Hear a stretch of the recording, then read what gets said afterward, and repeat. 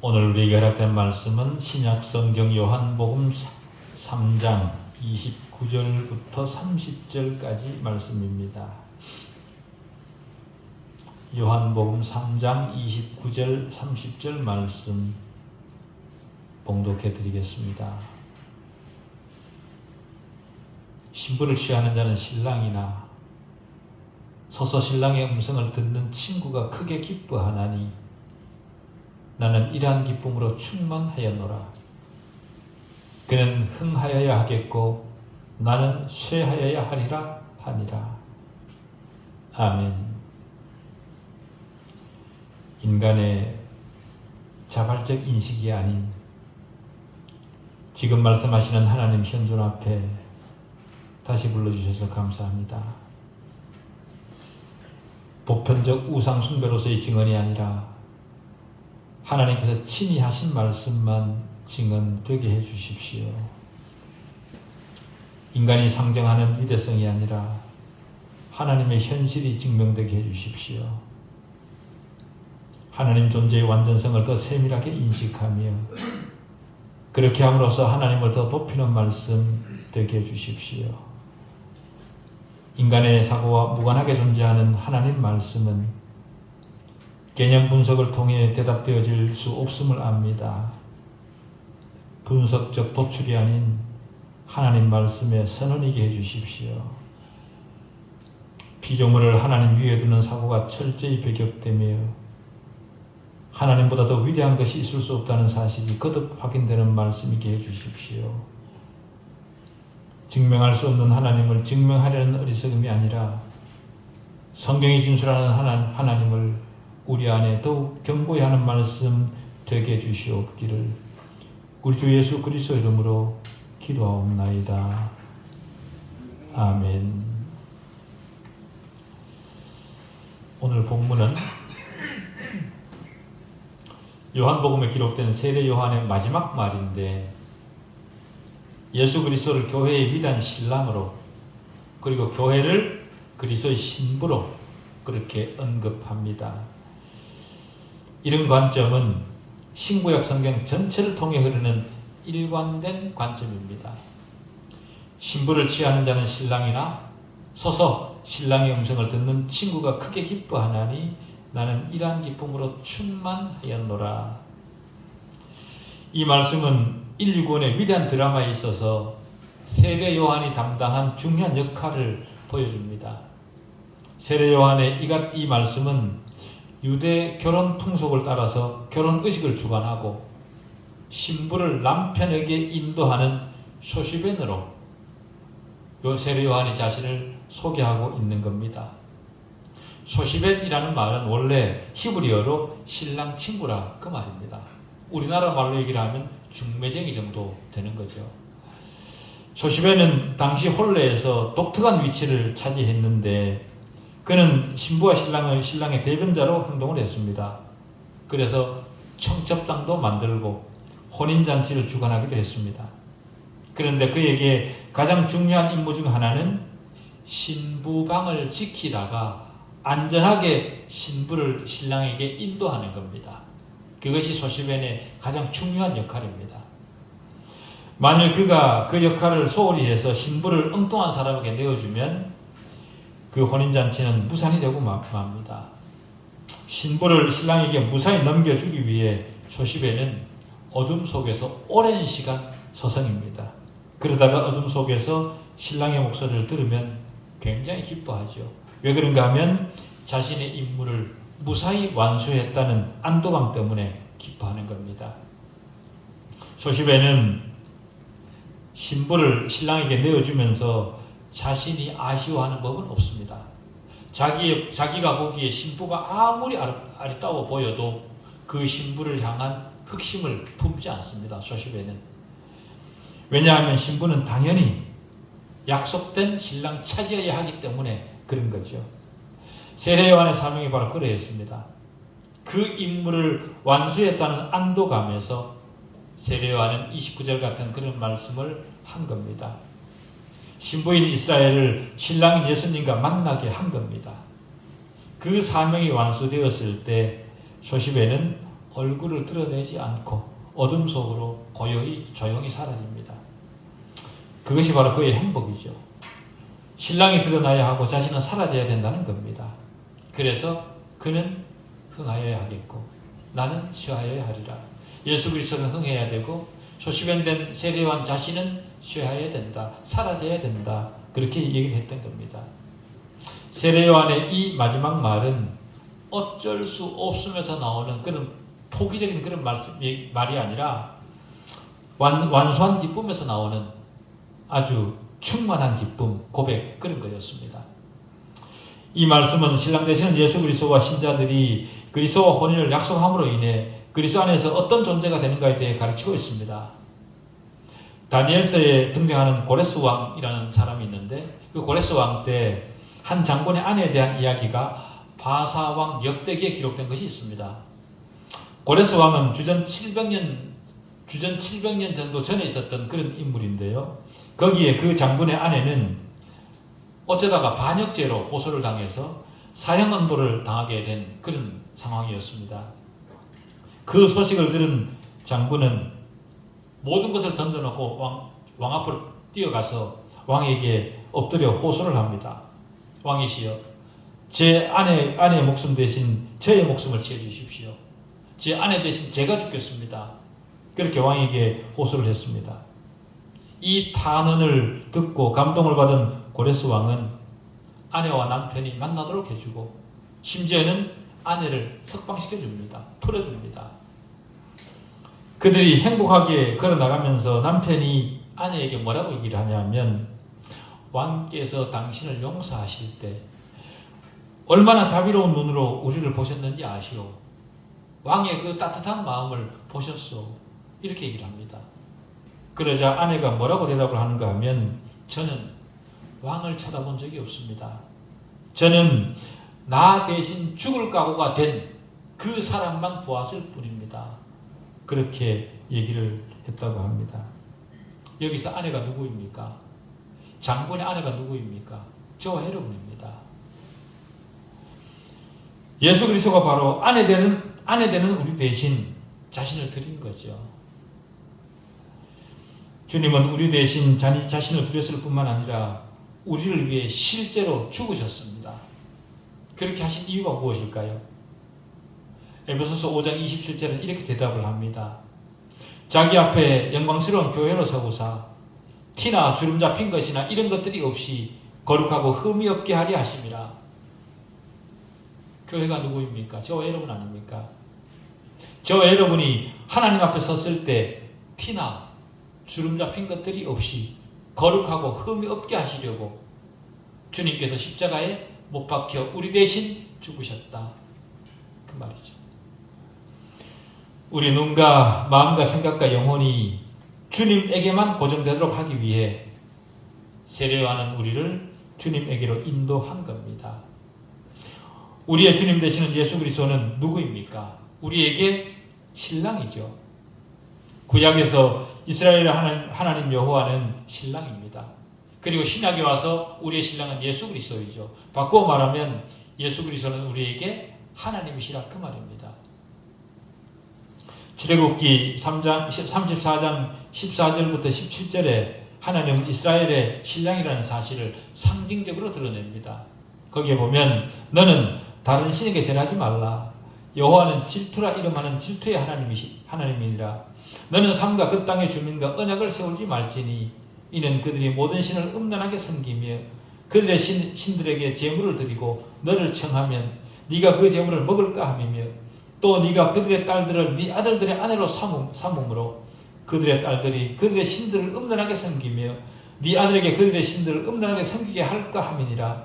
너는 신상들을 부어 만들지 말지니라. 이 말씀 속에서 이스라엘의 신랑 또는 남편이라는 사실이 노골적으로 밝혀지지는 않았지만 이 말씀은 부부 사이에만 해당되는 그런 표현들입니다. 즉 절대적 관계에게만 해당되는 그런 표현들이죠. 다시 말해 이스라엘이 다른 신들을 경배하는 것은 창기와 같은 거다. 결혼을 위반하는 거다라는 겁니다. 그리고 신명기에 와서는 출애굽기의 그 경고가 바로 간음죄에 해당될 것이라는 예언으로 나옵니다. 하나님이 모세에게 이렇게 말씀하십니다. 너는 네 조상과 함께 누우려니와 이 백성은 그 땅으로 들어가 음란히 그 땅에 이방신들을 따르며 일어날 것이요 나를 버리고 내가 그들과 맺은 언약을 어길 것이라. 너는 죽어서 네 조상들에게로 돌아갈 것이지만 네 백성들은 그 땅으로 들어가서 우상을 섬기는 그 땅으로 들어가서 우상을 섬기는 신랑을 버리는 그런 자들이 될 것이라. 그렇게 얘기를 하는 겁니다. 이 표현에서도 하나님은 신랑으로 이스라엘은 아내로 묘사가 됩니다. 그리고 선지서에 이르게 되면 이스라엘이 그 죄를 범하고 주님을 떠난 것을 발견하게 되죠. 이사야서 54장 5절에 보면 이는 너를 지으시니까 네 남편이시라. 그의 이름은 만군의 여호와이시며 네 구속자는 이스라엘의 거룩한 이시라. 그렇게 얘기를 하고 25절에는 보면 마치 청년이 처녀와 결혼함 같이 네 아들들이 너를 취하겠고 신랑이 신부를 기뻐함 같이 네 하나님이 너를 기뻐하시리라. 그렇게 얘기를 합니다. 구약 성경에서도 마찬가지로 우리를 신부로 하나님을 신랑으로 그렇게 묘사를 하는 거죠. 호세아서에서는 이 문제를 개인적 이야기로 진술합니다. 이런 곳에서 하나님은 정조 있는 애인이고 남편입니다. 반면에 이스라엘은 부정한 여인과 신부이죠. 세례요한은 구약의 이런 주제들을 기초로 진술을 한 겁니다. 이스라엘은 신부요, 여호와는 신랑이라는 것을 세례요한은 알았던 거죠. 무엇을 통해서요? 구약 성경을 통해서. 그리고 여호와가 신랑이고 예수 그리스도도 신랑이라면 예수 그리스도 역시 하나님이라는 겁니다. 신랑과 신부 비유의 두 번째 가르침은요, 교회의 소명에 대한 고차원적인 교훈이 이 안에 들어 있습니다. 주님은 교회를 위해 죽으셨습니다. 교회는 그리스도와 결혼했고 따라서 교회는 정조를 지킬 막중한 소명을 받은 겁니다.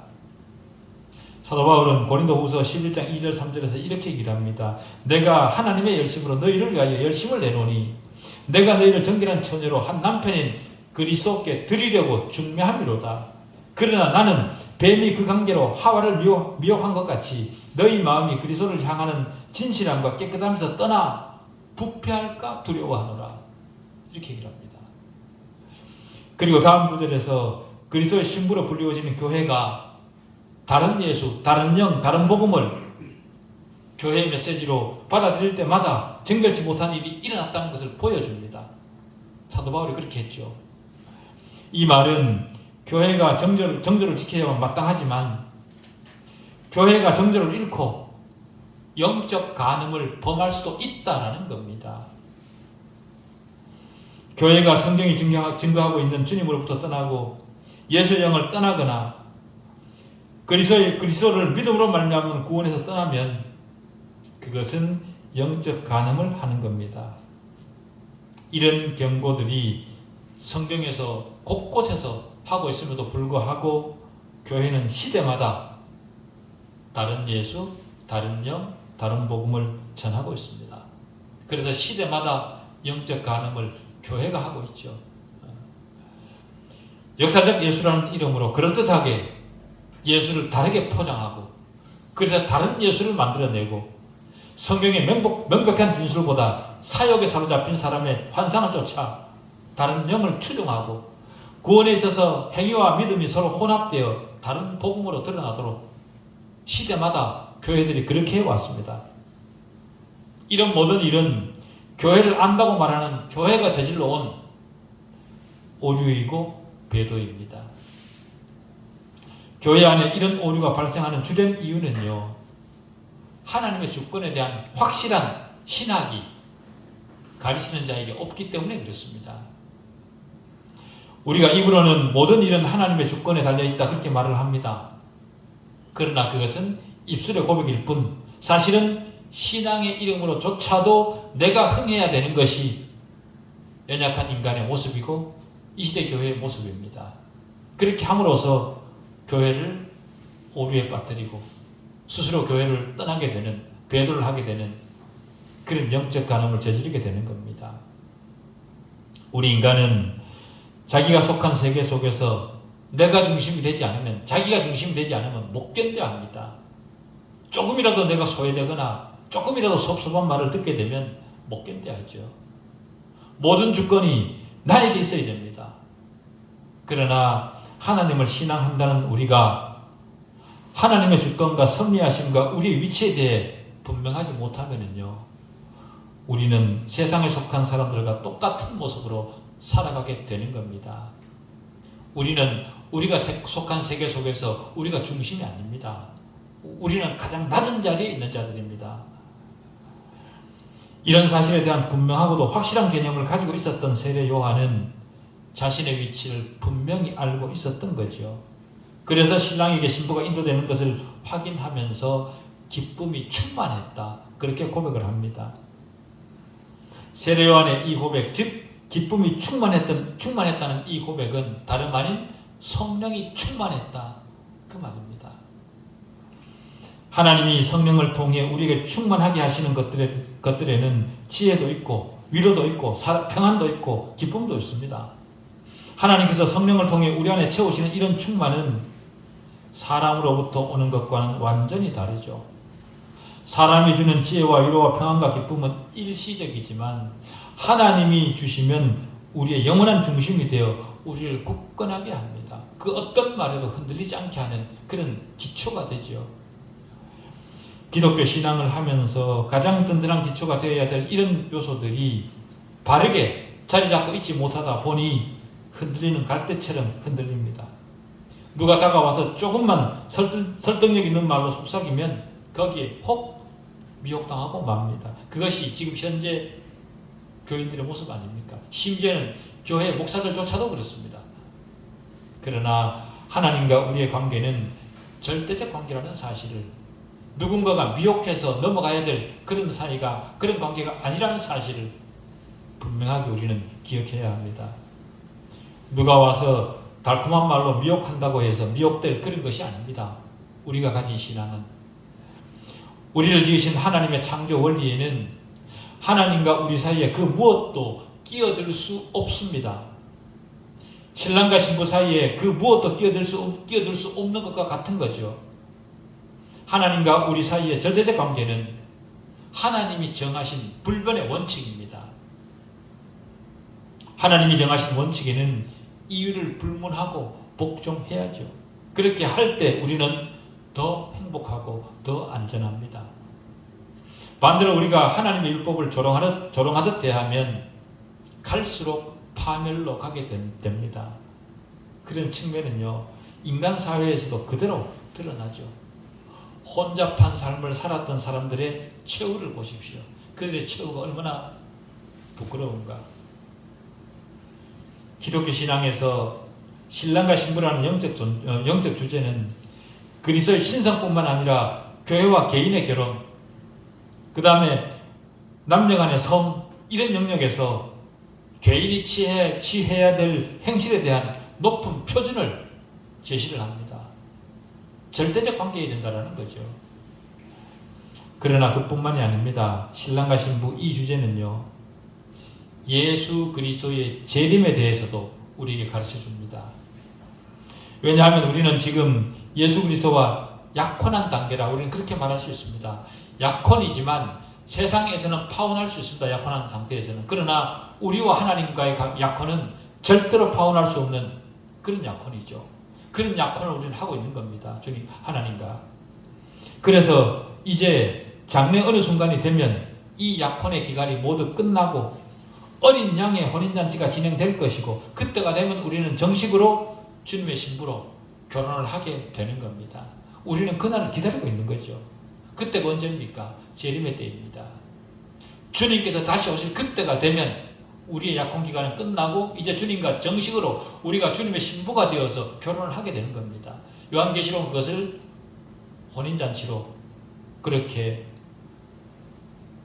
표현을 하고 있죠. 우리는 그때를 기다리고 있습니다. 마치 약혼한 처녀가 결혼 날짜를 기다리고 있는 것과 같은 거죠.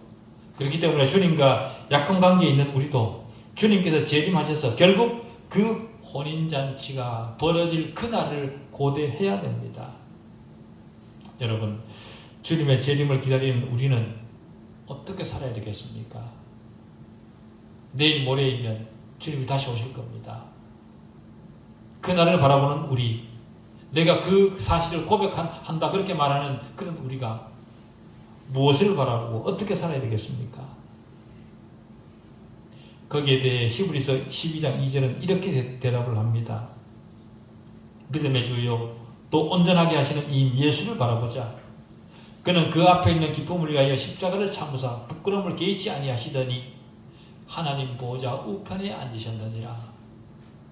이 땅의 것이 아니라 주님을 바라보는 그런 삶을 살다가 너희 역시도 하나님 보호자 우편으로 가야 되지 않겠냐. 그것이 우리가 살아가야 되는 그런 삶이라 우리 삶의 목표여야 된다라는 거죠. 우리 역시 하나님 보호자 앞에 나아갈 새로운 인류들입니다. 주님은 하나님의 보호자로 나아갈 새로운 인류를 구성하시기 위해 이 땅에 오셨습니다. 하나님은 인간을, 아담을 만드셨습니다. 하나님이 지으신 최초의 인간은 하나님의 형상과 모습을 따라 지어진 완벽한 존재였죠. 그 완벽한 존재였는데 유혹에 빠졌습니다. 마귀의 간계와 권세를 이기지 못했죠. 이렇게 아담 안에서 타락한 인류가 어떻게 구속되고 회복되며 구원되어 새로운 인류로 거듭날 수 있겠습니까? 하나님이 완벽한 인간을 또 만든다고 문제가 해결되겠습니까? 새로운 완벽한 인간을 새로 만들어 놓으면 그 인간은 하나님을 배신하지 않고 완전한 존재로 있겠습니까? 그렇지 않습니다. 왜냐하면 완벽한 인간만으로는 부족하다는 사실이 이미 아담을 통해 입증되었지 않습니까? 하나님이 만드신 완벽한 인간도 타락했습니다. 바로 이 사실 때문에 주님이 오셔서 새로운 인류를 구성하셔야만 했던 겁니다. 그 새로운 인류 속에 포함된 사람이 누구입니까? 저와 여러분입니다. 우리는 주님께서 오셔서 만드신 새로운 인류입니다. 로마서 5장 12절에서 사도 바울은 첫사람과 둘째 사람을 크게 대조합니다. 거기 보면 그러므로 한 사람으로 말미암아 죄가 세상에 들어오고 죄로 말미암아 사망이 들어왔나니 이와 같이 모든 사람이 죄를 지었으므로 사망이 모든 사람에게 이르렀느니라. 그리고 이어서 17절은 이렇게 얘기를 합니다. 한 사람의 죄로 말미암아 사망이 그 한 사람을 통하여 왕노릇하였은즉 더욱 은혜와 의의 선물을 넘치게 받은 자들은 한 분 예수 그리스도를 통하여 생명 안에서 왕노릇하리로다. 하나님께서 완벽하게 만들었던 아담을 통해서는 죄가 들어왔고 그 죄된 인류를 새로운 인류를 만들기 위해 오신 그 예수를 통해서는 우리에게 생명이 들어왔다. 이처럼 사도 바울은 아담과 주 예수 그리스도를 대조합니다. 고린도전서 15장 47절부터 49절에는 더 극명하게 대조를 합니다. 거기 보면 첫사람은 땅에서 났으니 흙에 속한 자이거니와 둘째 사람은 하늘에서 나셨느니라. 무릇 흙에 속한 자들은 저 흙에 속한 자와 같고 무릇 하늘에 속한 자들은 저 하늘에 속한 자와 같으니 우리가 흙에 속한 자의 형상을 입은 것 같이 또한 하늘에 속한 이의 형상을 입으리라. 그렇게 얘기를 합니다. 우리는 하늘에 속한 이의 형상을 입을 겁니다. 어느 때요? 예수 그리스도께서 재림하실 때. 그때가 되면 우리는 새로운 인류를, 새로운 주님의 하나님의 백성을 구성하는 그런 민족이 됩니다. 이 구절을 확인하고 나면 우리가 남은 삶을 어떻게 살아야 될 것인가에 대한 답이 너무도 분명해지죠. 우리의 삶은 이 땅에서 영광을 목표로 살아서는 안 됩니다. 이 땅은 과정에 불과합니다. 지나가는 순간입니다. 과정이 중요하지 않다라고 말씀드리는 것이 아닙니다. 과정도 중요합니다. 그렇지만 그 과정은 최종적 목표에 맞추어진 과정이어야 된다라는 거죠. 네 목표가 어디냐? 그 목표를 향한 지금 과정이어야 된다라는 겁니다. 최종적 영광을 분명히 인식한 삶을 살아낼 때 주님은 우리로 인해 흥하시게 됩니다. 세례 요한은 새 인류의 머리가 될 수 없습니다. 그는 한낱 타락한 인간에 불과합니다. 그가 아무리 탁월해 보인다 하더라도 우리가 바라봐야 될 대상은 세례 요한이 아닙니다. 사람이 아닙니다. 타락한 인류의 한 사람에 불과한 사람을 바라볼 것이 아닙니다. 인간은 세례를 주거나 가르칠 수는 있어도 새 인류의 머리는 될 수 없습니다. 새 인류의 머리는 오직 우리 구속주 예수 그리스도뿐입니다. 예수 그리스도는 하나님의 아들이시면서도 마리아의 태 안에서 성령의 역사로 정결케 된 인간의 본성을 입으심으로 새 인류의 머리가 되셨습니다. 우리는 바로 그 주님만 바라보아야 됩니다. 왜냐하면 주님 안에만 참되고 진정한 그리고 안전한 구원의 소망이 있기 때문에 그렇습니다. 죄 있는 육신의 모양으로 오셨지만 죄는 없으신 분입니다. 이것은 완전히 새로운 일이고 구속받은 새 인류의 시작입니다. 바로 그 주님을 바라보는 인생이어야 된다. 바로 그 주님이 우리 인생의 목표여야 된다. 구원받은 사람은 살아있는 동안 주님의 몸된 교회 안에서 살아갑니다. 교회는 하나님 나라의 현재적 형태이죠. 그렇기 때문에 교회는 하나님 나라를 보여줄 수 있어야 됩니다. 주님은 교회를 통해 성도들에게 복을 주시고 교회를 통해 생명과 본질을 주십니다. 구원받은 사람은 그 사실을 알죠. 그렇기 때문에 교회 안에서 교회를 중심으로 살아가는 겁니다. 하나님의 생명이 교회를 통해서 교회 안에서 내게 전달된다는 사실을 구원받은 사람은 압니다. 그래서 교회를 떠나지 않습니다. 골로새서 2장 2절 3절은 이렇게 얘기를 합니다. 이는 그들로 마음에 위안을 받고 사랑 안에서 연합하여 확실한 이해의 모든 풍성함과 하나님의 비밀인 그리스도를 깨닫게 하려 함이니 그 안에는 지혜와 지식의 모든 보화가 감추어져 있느니라.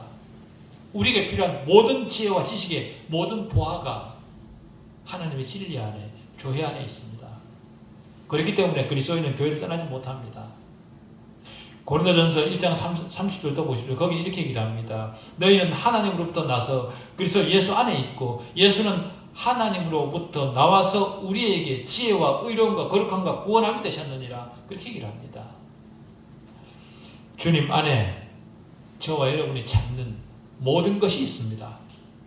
우리가 원하는 모든 것은 주님과 접촉함으로써만 주님에게서 받을 수 있습니다. 주님을 떠나서는 절대로 받을 수 없습니다. 왜냐하면 머리에 모든 것이 집중되어 있기 때문이죠. 우리의 머리는 예수 그리스도입니다.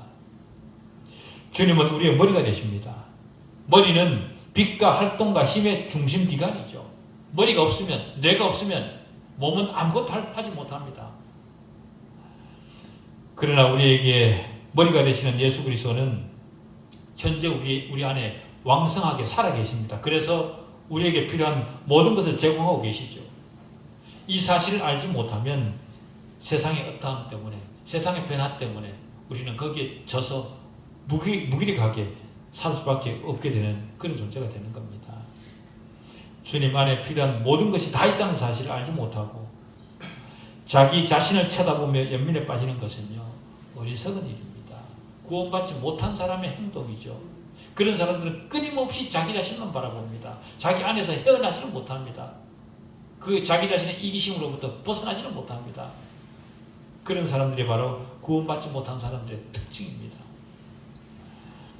어떤 식으로든 다른 누군가나 무언가를 예수와 나란히 두는 것은 지극히 터무니없는 일입니다. 내 자신을 바라본다 그 말은 내 자신을 예수 그리스도와 독일 선상에 놓는다 그 말입니다. 그렇게 하는 일은 터무니없는 일이죠. 주님만 모든 것의 모든 것이고 주님만 전부입니다. 시작이자 끝이고 만유 안에 계신 만유 그 자체이십니다. 그가 바로 우리 예수 그리스도입니다. 우리가 그 주님과 관계되어 있을 때, 그 안에 있을 때, 그때만 우리의 행복이, 우리가 찾는 모든 것이 우리에게 공급되어진다 라는 사실을 우리는 기억해야 됩니다. 그럼에도 불구하고 기독교가 나에게 해준 것이 무엇이지? 라고 묻는 사람이 있습니다.